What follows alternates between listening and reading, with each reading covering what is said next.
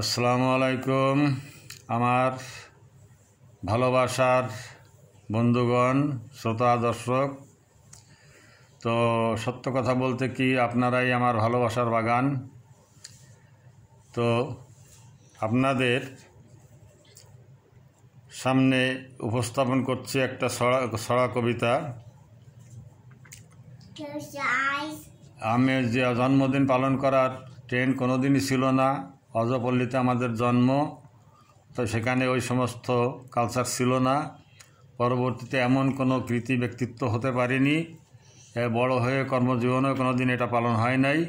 প্রথম বুঝতে পারলাম ইউরোপ যে চাকরির স্থলে জার্মান মিউনিক বিমানবন্দরে হঠাৎ করে দেখি যে বন্ধু বান্ধবী চারিদিক থেকে হ্যালো খান, শুভ জন্মদিন, শুভ জন্মদিন, খান শুভ জন্মদিন। আমি হঠাৎ করে চমকে উঠছি, ব্যাপারটা কি? তো ওদের যে সেন্ট্রাল কম্পিউটারে দেওয়া আছে তা তো আমি জানতাম না। তো যাই হোক, একবার আমি হঠাৎ করে বলে বসছিলাম, একটা মেয়ে যখন শুভ জন্মদিন জানালো, তা যে কার জন্মদিন, কিসের জন্মদিন। হঠাৎ করে খেয়াল হলো যে আমাদের দেশে বাবার নাম ভুলে যাওয়া যেমন লজ্জাজনক বিষয়, ও দেশে এই জন্ম তারিখটা ভুলে যাওয়া ঠিক তেমনই লজ্জাজনক বিষয়। তো এই ছড়া আকারে সেই কবিতাটা আপনাদের শোনাচ্ছি। শিরোনাম দিয়েছি ভালোবাসার বাগান আমার। আসলে আপনারাই আমার ভালোবাসার বাগান। এই ফেসবুকে বন্ধুগুরা অত্যন্ত ভালোবাসা দিয়েছেন আমাকে, সম্মান শ্রদ্ধা তো এবং নিয়মিত শুভেচ্ছা পাঠান, তাদের প্রতি আমি কৃতজ্ঞ। আমি কিন্তু নিয়মিত করতে পারি না, তা সেজন্য আমি দুঃখিত শারীরিক মানসিক কারণে। তো ছড়াটা আপনাদের শোনাই। মায়ের চোখের জলে ভেসে এই দিনেতে ভবে এসে, মায়ের কষ্ট বোঝা বাবার, কিছু স্বজন আর পরিবার, তবু তারা হাসি মুখে তুলে নিলেন আমার বুকে, দিলেন আসন মধ্যমণি, পেলাম ভালোবাসার খনি। ধীরে ধীরে উঠি বেড়ে দায় চেপে বসে ঘাড়ে, দায়িত্ব যে কত কঠিন বুঝিনি আগে কোনো দিন। দিনে দিনে বেড়েছে ঋণ, শোধ হবে না তা কোনো দিন।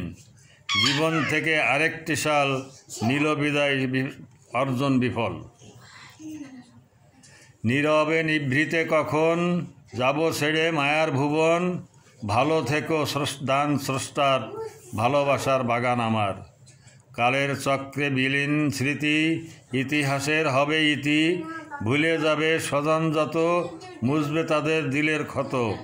শুভ না অশুভ আমার জন্ম এই ভবের উপর, জানেন শুধু ওই বিধাতা, যার হাতে হিসাবের খাতা। আসলে আমরা তো জন্মদিনে শুভকামনা করি, তো আমাদের এই দুনিয়ায় জন্ম শুভ না অশুভ এটা তো আসলে আমরা জানি না। আমাদের আমল নামা আমরা পড়তেও পারি না, আমরা দেখতেও পারি না, আমরা জানবও না। একমাত্র হাসরের মাঠে আমাদের বিচারের দিন স্রষ্টা সেই আমল নামা মেলে ধরবেন।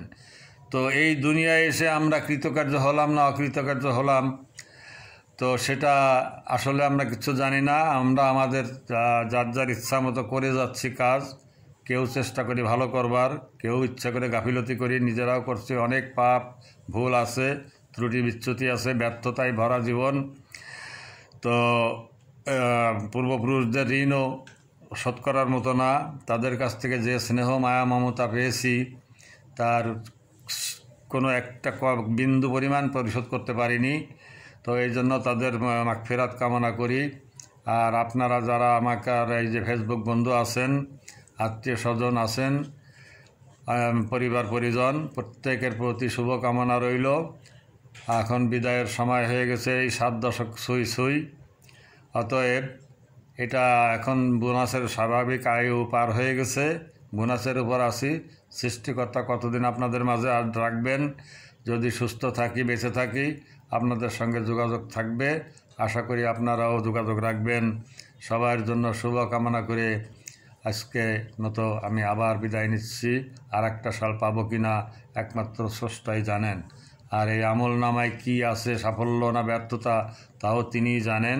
সুতরাং পরীক্ষায় যে পাশ করব না এটা শতভাগ নিশ্চিত। সম্পূর্ণ সেই দয়া মহান রব্বুল আলামিনের দয়ার উপরে নির্ভর করে আমাদের পরবর্তী গন্তব্য যাত্রা শুরু হবে। কখন, কোন দিন, কোন সময়, কিভাবে, তাও আমাদের জানা নেই। সবাই ভালো থাকবেন, দোয়া করবেন আমার জন্য। আমিও সবার জন্য দোয়া করি। আমিন।